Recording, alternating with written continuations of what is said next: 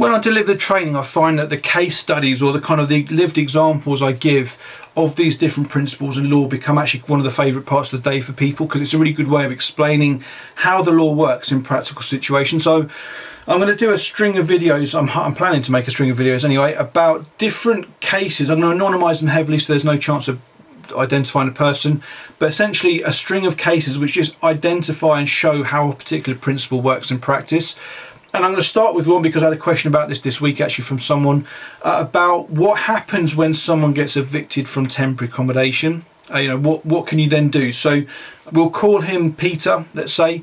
And basically Peter was a guy who was roughly 65 years old, which was significant as we'll see down the line. And he'd been in council accommodation, the main duty had been accepted, so he's now sitting in temporary accommodation under section 193. But because of his age and his pension eligibility and stuff like that, there were some complications with his housing benefit.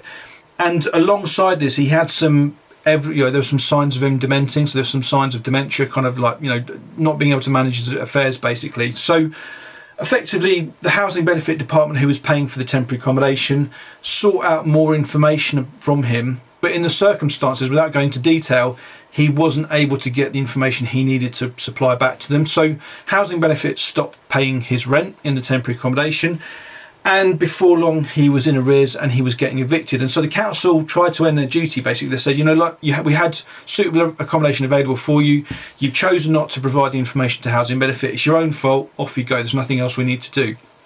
So he's now rough sleeping in Bedford, and we came across him 5 months after he'd been left homeless this way. So it was over the winter basically. As I say, older guy, signs of dementia, he's rough sleeping, he's assaulted on the streets, at least one time I know of, and it's kind of funny, we kind of went to meet him in one of the sort of well-known sort of rough sleeper spots in town, myself and my friend John Allen, and we had to queue up to actually see him. So we went at like 7 o'clock at night, and basically there was like a queue of well-meaning people who were giving him sandwiches and having a chat with him. So we're kind of sitting there waiting our turn to chat to him, introduced ourselves and said, look, pretty obvious the council's actually got a duty to house you. So what it turns out, in this 5-month period, he's been back to the council several times, each time saying, I'm still homeless, there's nothing you can do to help me out. And they each time said, no, you lost your opportunity, you're in temporary accommodation, you were going to have long-term housing, but you didn't pay your housing benefits, so you're intentionally homeless. And actually he wasn't intentionally homeless, because although the council thought he would be, he was actually in new circumstances. So what this kind of story is really about is about intentional homelessness, but it's also about when you can make a fresh homeless application. And basically, if you look at the Code of Guidance, so chapter 18 of the Code of Guidance, it basically says you can make as many homeless applications to the same local authority if it's not based on exactly the same information as the previous application. So his previous application had already been dealt with. They'd already accepted he was in priority needs, not intentionally homeless, which is why he was owed that main duty. He then became homeless from the accommodation they gave him as part of that main duty. And so the circumstances had changed since the last application he'd made, because I don't know what his circumstances were before, but he was not found intentionally homeless. Now they're saying he is, so there's been a change of circumstances. He's now been homeless from a different address. So he should have immediately made, or a homeless application should have immediately been accepted for him the moment he went back into the council after he'd been evicted from the TA. And again, triggered the homeless application. So basically said, I'm homeless, can you help me out with housing? That was all it took. But they told him several times over this 5-month period, there's nothing we can do, you've lost your chance. And that's all false. They should have taken that fresh application from him immediately. He was in priority needs, pretty obviously. And for those who are in priority needs, at the very least, even if they are intentionally homeless, they are going to get housed for about 3 months, give or take. And the reason it's 3 months, give or take, is you make the application, they immediately put you into interim accommodation. So section 108 does not mention intentional homelessness, so it's not relevant.